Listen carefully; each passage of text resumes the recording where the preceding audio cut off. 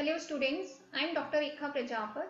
आज के इस लेक्चर में हम ट्रैवलिंग वेव ट्यूब के लिए हम वेव मोड्स और गेन कंसीडरेशन की बात करेंगे। So first of all I am talking about the wave modes. देखिए, वेव मोड का मीनिंग यह होता है कि हम जब यहाँ पे पर्टिकुलर ट्रैवलिंग वेव की बात करते हैं तो उसके कितने वेव मोड एग्जिस्ट कर रहे हैं, हम यहाँ पे उसकी बात करेंगे। देखिए, हम यहाँ पे helix type travelling wave tube के लिए वेव मोड्स को कैसे डिफाइन कर सकते हैं या कैसे डिटरमाइन करेंगे। तो जब हमें ट्रैवलिंग वेव ट्यूब के लिए हमें वेव मोड्स निकालने हैं, तब हमें इलेक्ट्रॉनिक और सर्किट इक्वेशन को हमें प्रोपगेशन कांस्टेंट के लिए सॉल्व करना होता है। अब क्योंकि हमने जब प्रीवियस लेक्चर में बात की थी तो हमने कन्वेक्शन करंट आई के लिए एक्सप्रेशन फाइंड आउट किया था, साथ ही हमने एक्सियल इलेक्ट्रिक फील्ड E1 के लिए भी हमने एक एक्सप्रेशन फाइंड आउट किया था। तो जब हम यहाँ पे एक्सियल इलेक्ट्रिक फील्ड और कन्वेक्शन करंट दोनों के फॉर्मूलेज को यूज में लेते हुए हम प्रोपगेशन कांस्टेंट के लिए सॉल्व करते हैं, तो हमें हर एक सॉल्यूशन के लिए हमें propagation constant travelling wave tube में एक मोड को रिप्रेजेंट करता है। तो जब हमने प्रीवियस लेक्चर में हमने कन्वेक्शन करंट I और एक्सियल इलेक्ट्रिक फील्ड E के जब हम सॉल्व करते हैं तो हमारे पास में चार डिस्टिंक्ट सॉल्यूशन आते हैं प्रोपगेशन कांस्टेंट के लिए। इसका मीनिंग यह होता है कि एक O type travelling wave tube के लिए ट्रैवलिंग वेव के 4 मोड एग्जिस्ट करते हैं। तो जब हम इक्वेशन नंबर 52 में जिसमें हमने axial electric field find out किया था, उसमें जब हम कन्वेक्शन करंट के फॉर्मूले को जब हम पुट करते हैं तो हमारे पास में एक इक्वेशन नंबर 53 हमें मिलती है। आप देख सकते हैं कि इस इक्वेशन नंबर 53 में हमारे पास में गामा का 4th ऑर्डर आ रहा है। कैसे? जब हम यहाँ पे इसको मल्टीप्लाई करेंगे, because here this is a gamma square and this is also the gamma square, taking into the product of these two terms we will be having a term of the gamma of the power 4. So यहाँ पे हमारे पास में gamma की 4th order में एक equation है और जब हम इसको सॉल्व करेंगे तो हमारे को गामा के 4 रूट्स मिलेंगे और यहाँ पे हम इस इक्वेशन का जो एग्जैक्ट सॉल्यूशन है वो हम कुछ न्यूमेरिकल मेथड्स और एक डिजिटल कंप्यूटर के द्वारा हम फाइंड आउट कर सकते हैं।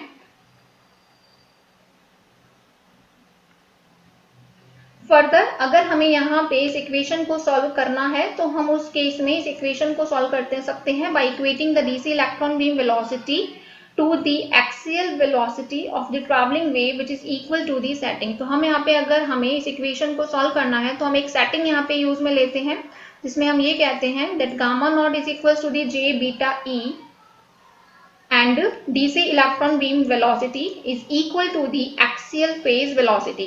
जब हम ये assumption consider करेंगे तो उस केस में हम गामा की वैल्यूज को फाइंड आउट कर सकते हैं और साथ ही हमने माना है that gamma not is equal to the j beta ही। तो उस केस में जो हमारी इक्वेशन नंबर 53 है वो हमारी इक्वेशन नंबर 55 में रिड्यूस हो जाती है। यहाँ पे जो C है, यहाँ पे हमने जो कैपिटल C टर्म ली है, it is representing the travelling wave tube gain. यहाँ पे जो C की वैल्यू डिफाइन की जाती है that is the I not Z not upon 4 V not की पावर 1/3। अब हम यहाँ पे जो इक्वेशन नंबर अभी हमारे यहाँ पे आप देख सकते हैं कि जो हमारी इक्वेशन नंबर 55 है, यहाँ पे हमें गामा की कौन सी पावर मिल रही है। Here it is a gamma raised to the power 3 and it is the gamma. Again we are having the gamma raised to the power 4. तो हम यहाँ पे देख सकते हैं कि there are the 3 forward traveling wave correspond to the e raised to the power minus j beta e z। कि हम जब बात कर रहे हैं e raised to the power minus j beta e z की, तो उस केस में हमें फॉरवर्ड डायरेक्शन में ट्रैवलिंग वेव हमें 3 मिलती है और एक हमें यहाँ पे बैकवर्ड डायरेक्शन में ट्रैवलिंग वेव मिल रही है corresponding to the value of the e raised to the power plus j beta e z। z is the direction of the in which the electron beam was propagating। so हमारे पास में 3 तो forward travelling wave है और एक backward travelling wave है। तो देखिए, जब हमें यहाँ पे 3 फॉरवर्ड ट्रैवलिंग वेव के लिए प्रोपगेशन कांस्टेंट बताना होगा, in that case the propagation constant will be represented as gamma is equal to the j beta e minus beta e into the c delta. यहाँ पे हमने ये एज्यूम किया है कि that c delta is much less than 1। जब हम यहाँ से इस इक्वेशन नंबर 57 को इक्वेशन नंबर 55, ये हमारा जो इक्वेशन है दिस इज इक्वेशन नंबर 55, जब हम इसको इक्वेशन नंबर 55 में पुट करते हैं तो हमारे पास में एक रिजल्टेंट इक्वेशन नंबर 58 आती है। अब क्योंकि अभी हमने ऊपर यह अज्यूम किया है कि that c delta is much much less than 1, उस केस में इक्वेशन नंबर 58 को हम रिड्यूस कर सकते हैं, that delta will be the minus j raise to the power 1/3। अब क्योंकि हम यहाँ पे यह कह रहे हैं कि हमें 3 ट्रैवलिंग वेव मिल रही है फॉरवर्ड डायरेक्शन में, और उस केस में हमारे पास में डेल की वैल्यू आ रही है minus j raise to the power 1/3। In that case जब हम कॉम्प्लेक्स वेरिएबल्स की थ्योरी को अप्लाई करते हैं, उस केस में जो माइनस जे के 3 रूट्स हैं हम उनको एक फिगर में प्लॉट करेंगे and it will be plotted like this. So in this figure 3 roots of the minus j are plotted. You can see that it is a j, it is a real number. We are having a circular type.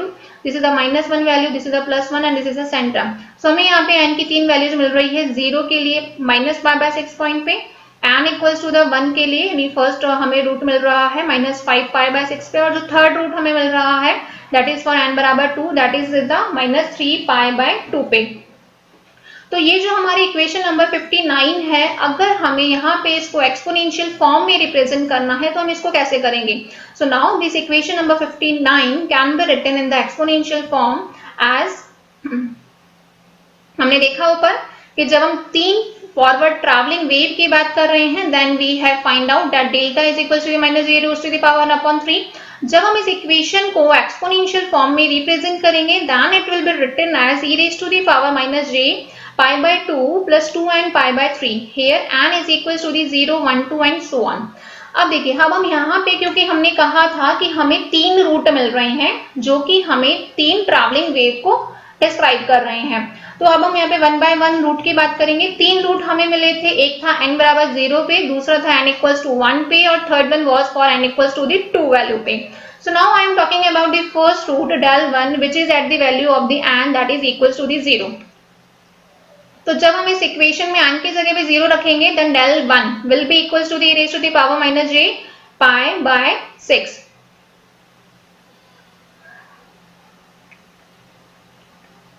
So this will be the under root of the 3/2 that is minus of j into the 1/2।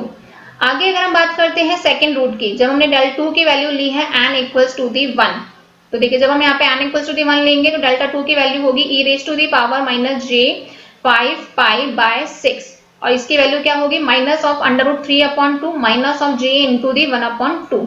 जब हम यहाँ पे बात करते हैं third root की, जिसको हम कह रहे हैं delta 3 which is at n equals to the 2, उस केस में डेल्टा 3 की वैल्यू होगी e raise to the power -j 3π/2 that is equals to the j। ये तो अभी हमने बात करी है 3 फॉरवर्ड ट्रैवलिंग वेव की। चौथी ट्रैवलिंग वेव है हमारी जो कि बैकवर्ड डायरेक्शन में मूव कर रही है। उस केस के लिए हमारे पास में जो प्रोपगेशन कांस्टेंट होगा that will be gamma is equals to the minus of j beta e minus beta e into the c del 4।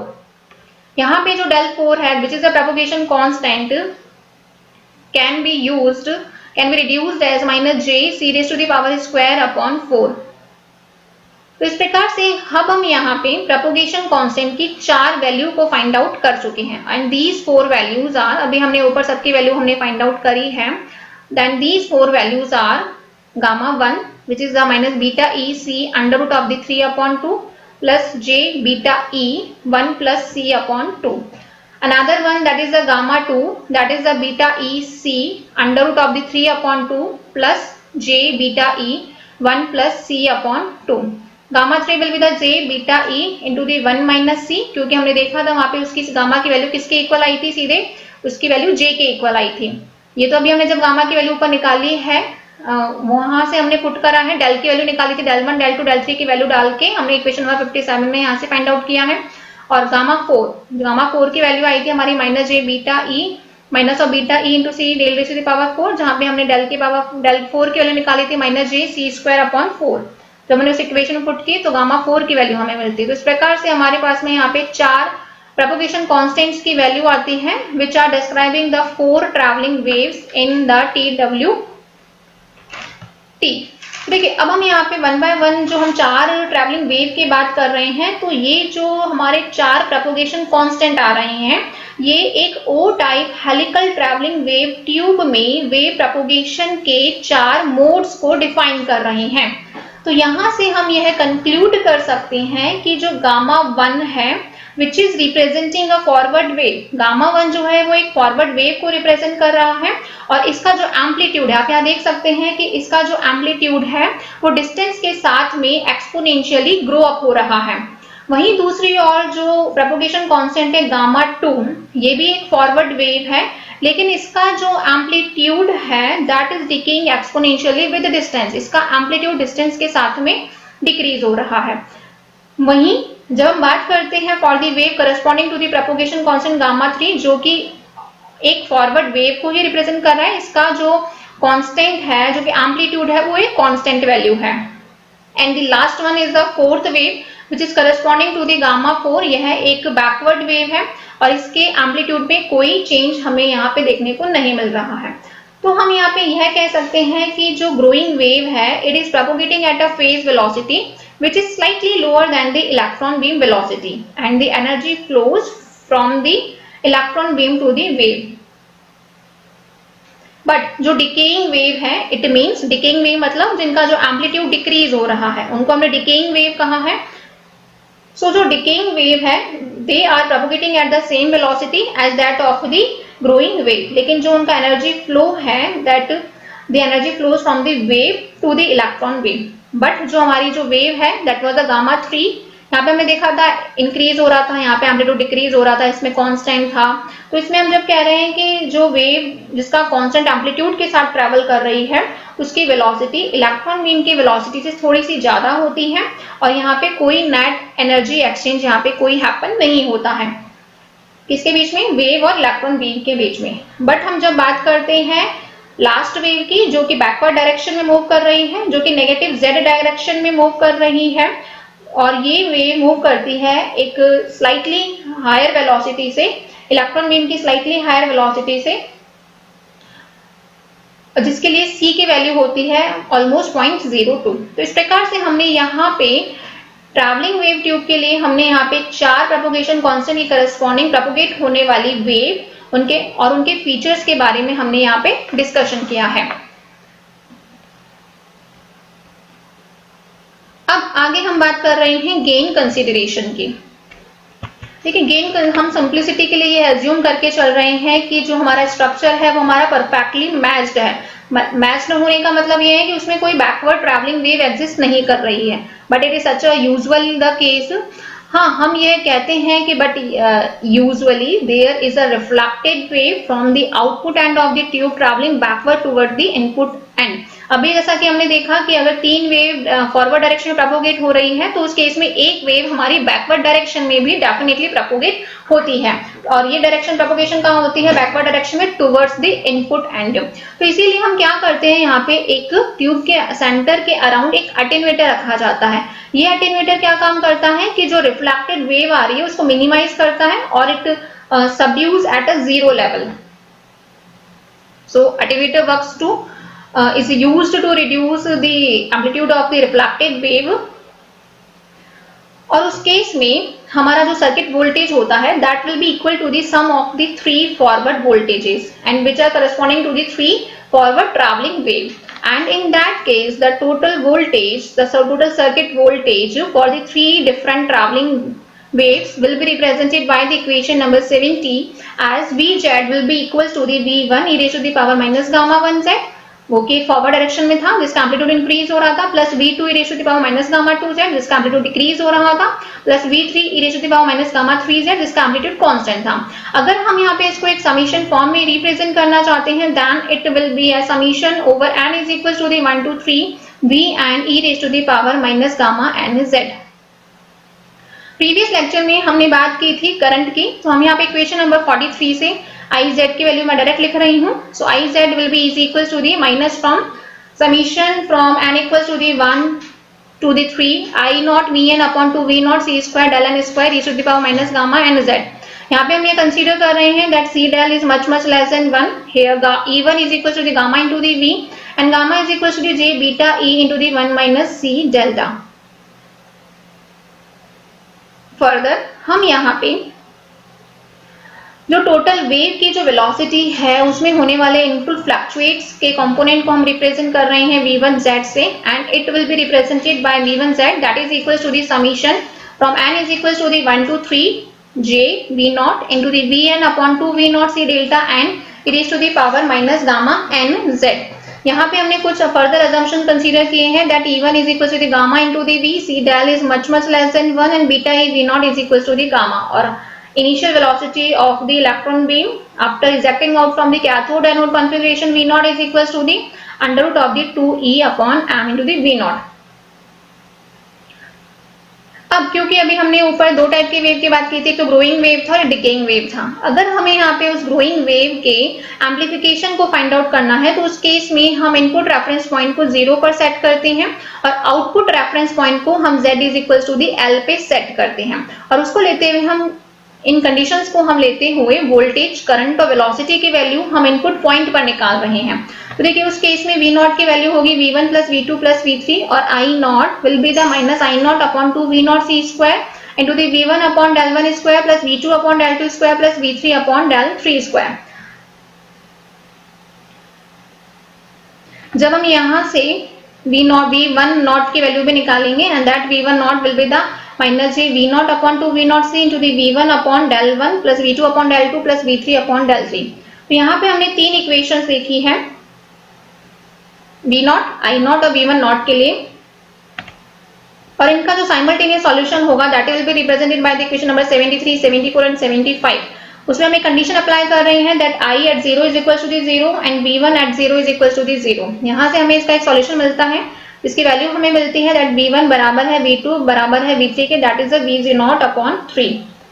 अब क्योंकि हमने यहाँ ऊपर देखा था कि जो ग्रोइंग वेव है उसका जो एम्पलीट्यूड है वो एक्सपोनेंशियली इंक्रीज हो रहा था डिस्टेंस के साथ में, सो यह सर्किट के अलोंग इसका जो वोल्टेज होगा दैट विल आल्सो प्रीडोमिनेट, और जैसे जैसे हम बात करते हैं when the length L of this low wave structure is sufficiently large, it means जब हम उसके लार्ज लेंथ की बात करते हैं then output voltage will almost be equal to the voltage of the growing wave।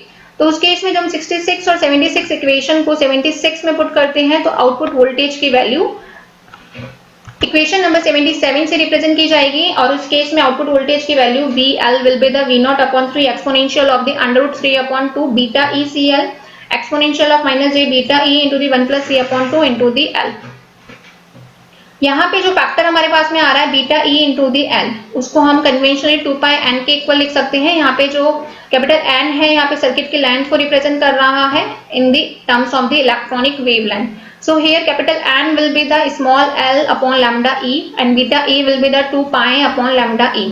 अब अगर हमें यहाँ पे आउटपुट वोल्टेज के एम्पलीट्यूड को डिफाइन करना होगा then it will be represented by the V L that is the V naught upon 3 exponential of under root of pi and सी। सो अगर हम यहाँ पे अब फाइनल जो आउटपुट पावर गेन है जो ट्रैवलिंग वेव ट्यूब का अगर हमें यहाँ वो डिफाइन करना होगा तो उसके लिए एक फॉर्मूला हम यहाँ डिफाइन करते हैं and that formula is written as AP is equals to the tan log of VL upon V naught के मैग्नीट्यूड का स्क्वायर। जब हम इसको फर्दर सॉल्व करते हैं तो हमारे पास में इसके लिए एक एक्सप्रेशन आता है -9.54 plus 47.3 NC dB। It is in terms of the decibels. यहाँ पे जो कैपिटल NC है it is just a numerical number. तो हम यहाँ पे जो इक्वेशन नंबर 80 से हमने एक ट्रैवलिंग वेव ट्यूब के लिए आउटपुट पावर गेन को शो किया है, ये हमें यह इंडिकेट कर रहा है कि इनपुट सर्किट पर जो इनिशियल लॉस होता है दैट इज 9.54 dB, और ये जो लॉस हो रहा है ये एक इस फैक्ट के कारण आ रहा है कि जो इनपुट वोल्टेज है वो तीन वेव जिनका मैग्नीट्यूड इक्वल है उसमें स्प्लिट हो रहा है, और जो ग्रोइंग वेव है उसका जो वोल्टेज है it is just only the 1/3 of the total input voltage. अभी हमने देखा था V1 upon 2, V2 upon 3, V3 upon 3। तो हम यहाँ पे जो देख रहे हैं कि ये जो लॉस हमें मिल रहा है इट इज जस्ट बिकॉज क्योंकि जो इनपुट वोल्टेज है वो तीन मैग्नीट्यूड्स में इक्वल डिवाइड हो गया है। फर्दर हम यहाँ पे देख सकते हैं कि जो पावर गेन है it is just directly proportional to the length N which is just nothing but the electronic wavelength of the slow wave structure, or it is also further depending upon the gain parameter C. So this was all about the gain consideration and the wave modes of the traveling wave tube. Thank you so much.